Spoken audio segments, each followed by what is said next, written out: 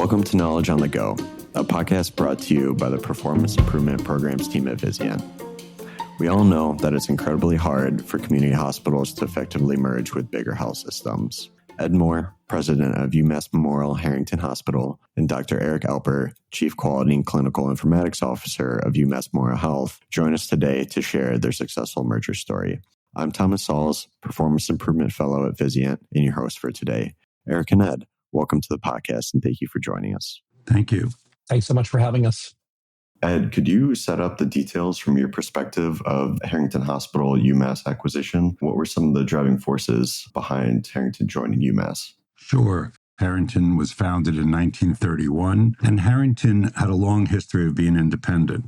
I joined Harrington in 2007, worked closely with the board to continue to grow and expand. Over time, we recognized that although we had still a good balance sheet, looking towards the long-term future, what is the right option? We embarked in 2018 on a journey with the board and decided to look hard at what is the right answer for the long term. In that 2-year window, educating the board, working with others in the community, we came up with 3 options.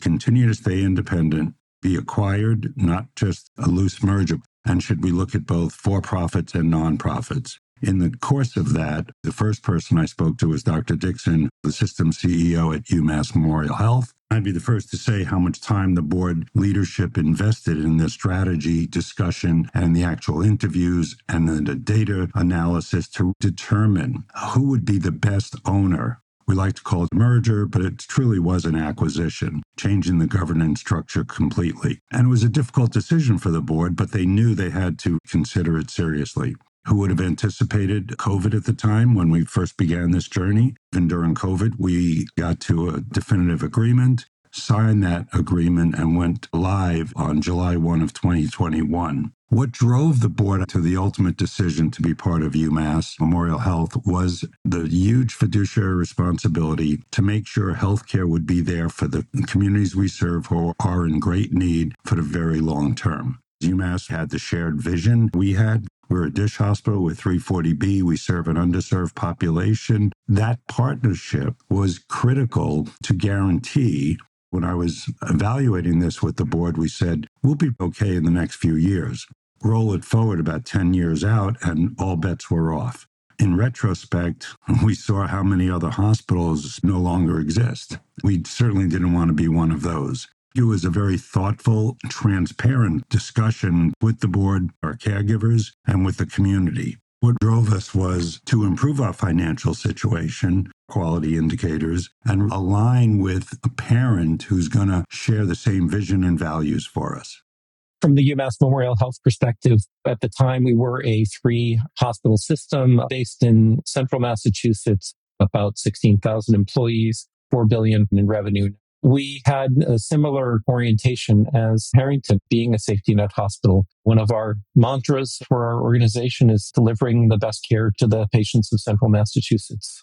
We also shared a lot of patience with Harrington Hospital in the ability to share the data, to understand how we can most effectively manage patients across our different systems and to improve the overall quality of care across the region was one of the main reasons we were interested in helping to bring Harrington into our system. We looked at what was our community expectation. With UMass, there was already a relationship. It was a loose affiliation over the years. We're on the same platform because we had Meditech and Allscripts. We were going to need a single system. And that was a critical element of the deal. In working with Dr. Dixon, Sergio Melgar, and the rest of the team, we were able to negotiate the agreement that they've lived up to and beyond. There was fear of change. I don't think anybody has been disappointed with the much more favorable outcome, stability and security. Our senior team either stayed intact or took larger roles within the system. The idea that we wanted to preserve the local leadership as well as the local culture, that we're not trying to make Harrington a medical center. There is a long history for the communities that it served, and we didn't want to disrupt that. We wanted to preserve that, but make it even better. Part of that was by infusing some capital into the system for some of the aging infrastructure. Part of it was to install our electronic health record system so that we could all be delivering the same standard of care using the same tools across the entire system to be able to share patients' data to understand how we can improve the way that we provide care, to potentially reduce some of the overall administrative costs by centralizing HR, legal, risk, quality, etc. Some of the things that we have done really well here at UMass Memorial Health. The overall approach was to try to get the best of Harrington and the best of UMass to create a true merger as opposed to an acquisition. That's fantastic to hear.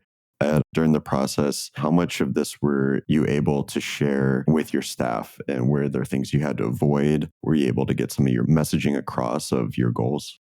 We outlined through the strategy committee with the board what the goals, the mission, the opportunity, and what the process was. We were open right from the beginning. We made a deliberate decision to inform all constituencies, medical staff, community, caregivers, the entire process, expected timeframes, numbers of entities we might be looking at, but never identify any of the entities. I was very frank. The board asked me to talk to 11 organizations. We ended up with 3 very legitimate proposals. I know it could cause some angst, but we're going to go through with trying to get to a conclusion as soon as is feasible. It went back and forth for a bit. In the end, everybody felt assured.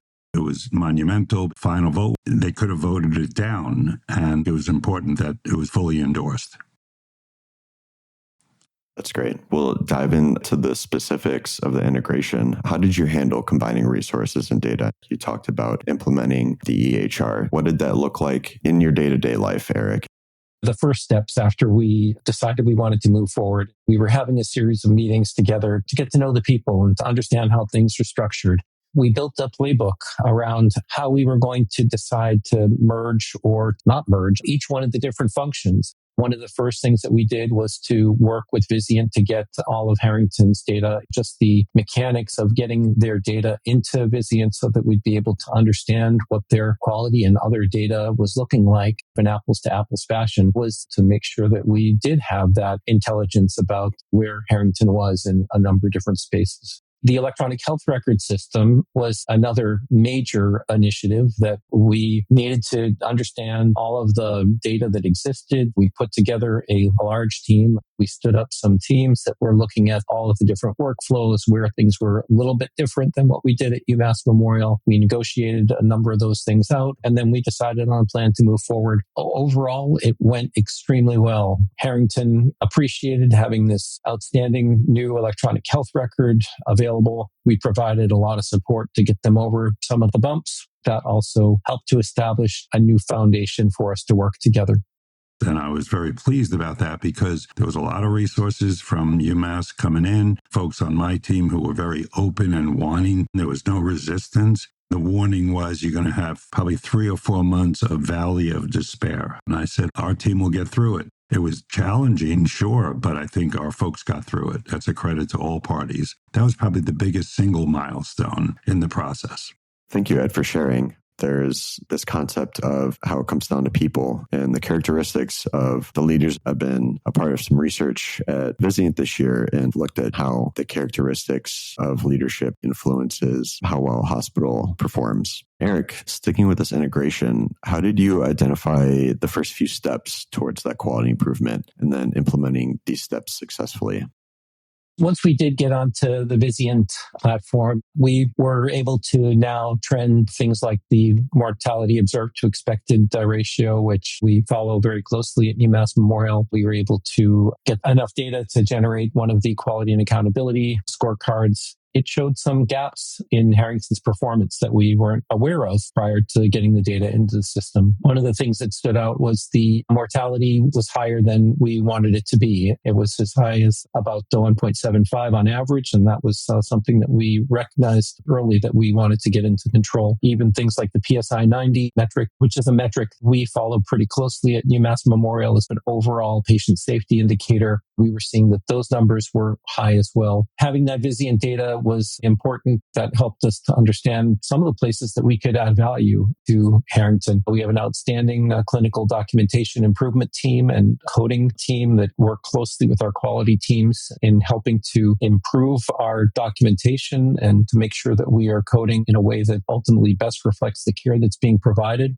There were some easy lessons learned for Harrington by having our teams at UMass Memorial focus on the Harrington data, the Harrington providers, and with implementation of a more effective hospice program at Harrington, as well as other tools and techniques, we were able to substantially improve the quality of care across Harrington over the next year, bringing the mortality level down to the top quartile for the country after being a real outlier prior to that. Fantastic multidisciplinary and multi-site initiative to drive some quality improvements in Harrington, and something that requires care and feeding for not only Harrington, but all of our hospitals. We're very proud of the work that we did to help Harrington to overcome some of its challenges as they came into the system.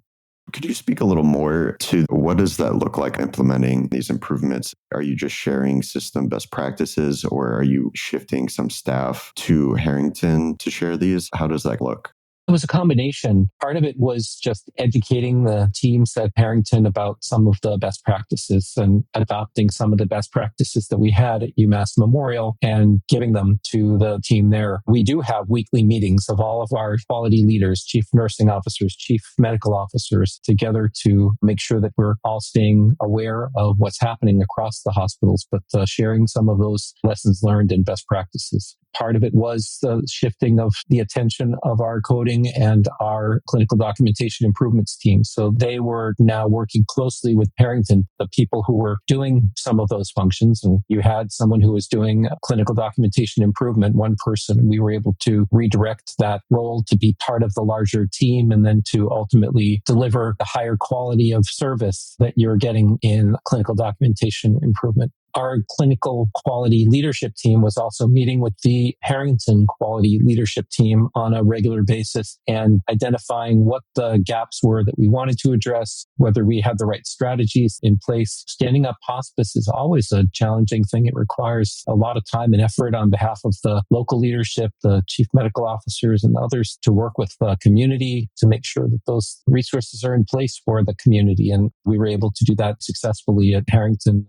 We were not part of the Vizient clinical database when we were independent. We weren't tracking those. We weren't focused on them. When we see this scorecard and say, how can we get there? And if our scores aren't what they should be, taking advantage of understanding how impactful CDI could be, how impactful hospice could be. In relatively short time, over 6 to 12 months, we started seeing improvements to the point where now on the balanced scorecard, if you take patient engagement, readmissions, PSI 90, and mortality, we're faring quite well. We can mention tracked initially, maybe not as good, was readmissions. We took initiatives around readmissions at Harrington where we brought in a system program in order to do remote patient monitoring. Our chief nursing officer, Jess Calcidesi, suggested remote monitoring on primary care patients, but why not on congestive heart failure discharges? And we started to see very few readmissions or even revisits to the ER.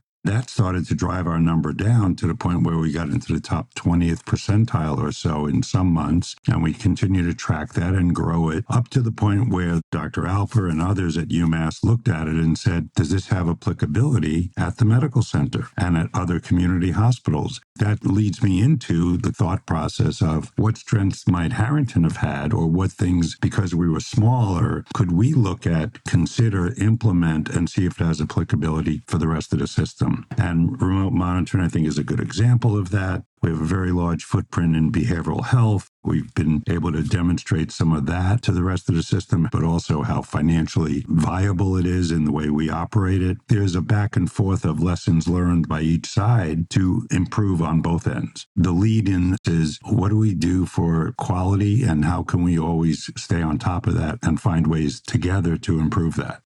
Harrington was the pilot tester of this technology, and now that's spread across our entire system. We now have over 1,000 patients that are on remote monitoring throughout the system. We think that this is just the start, that this is something that is delivering greater quality of care to our patients in a sustainable way. It's a great example of how Harrington was able to add value to the system. As we looked at the structure of what people were doing, we did decide to centralize some of the roles. Some of the people who were doing coding and billing, it made more sense for them to come over to the system. Same with CDI process. As a result of bringing in those resources, we were able to improve quality, but we've also added an additional $1.6 million in revenue due to these improved CDI processes at the system level. That also helps to offset some of the costs of bringing them into the system. And Eric, you brought up something that was on my mind too. You talk about centralizing some tasks versus leaving some responsibilities in local hands and local control. So how did you decide what to roll up into the system versus keep at Harrington? A lot of that was a function of how do we bring added value? We knew that revenue cycles such as quality, compliance, legal, etc., would be rolled into the system approach. It just made logic and sense. It's either lowering costs or adding extra value at the same cost. Including HR, probably the hardest transition to lose some amount of local control of HR, but that was a part of the Workday implementation, and it was probably over a 6 to 12 month window into corporate services. It became clear that if we didn't provide the service or that support locally, who to turn to. That's another aspect of this, learning who your counterparts are or where do you get that resource. It used to be go to one site locally on whatever floor in the hospital, and you knew which person to go to. We were the second smallest entity within the system. So then how do we learn? That was the transitional strategy on a day-to-day basis. How did the directors, managers, employees know who to turn to? That was a bump in the road until they figured that out. Being on the same platforms, once you got a handle on that, and that's to be expected. Our policies had to be more compliant and conform for 90-something% of system policies. Even something as simple as holidays. You don't think about that, but we had a different holiday schedule. We also had our own physician group, and that implied certain holidays, certain benefit practices. Those transitions have a lot of detail behind them and some unintended consequences when you make some changes. Harrington does not have any unions. UMass has several unions.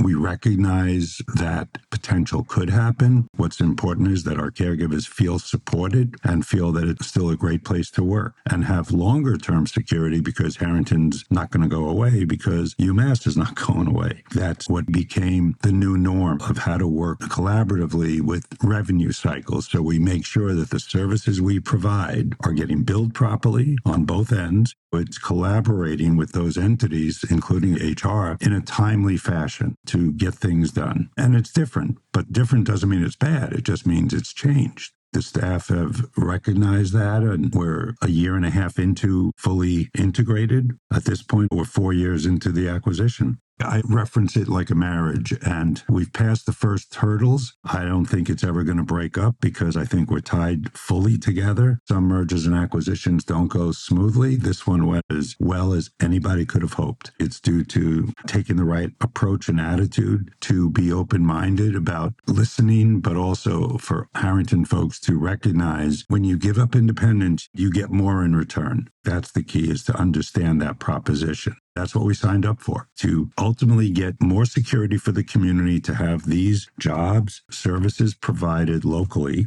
with a strong backup from an owner who understands us very well. We used to call ourselves fiercely independent because we took a lot of pride in that. We're a very competitive organization. We look at those scorecards, we look at our financial performance, and we always say, how can we make sure we're not dragging the system down? If anything, how can we try to strive for getting the highest grades within the system? We have benchmarks looking at the other community hospitals as a good comparison.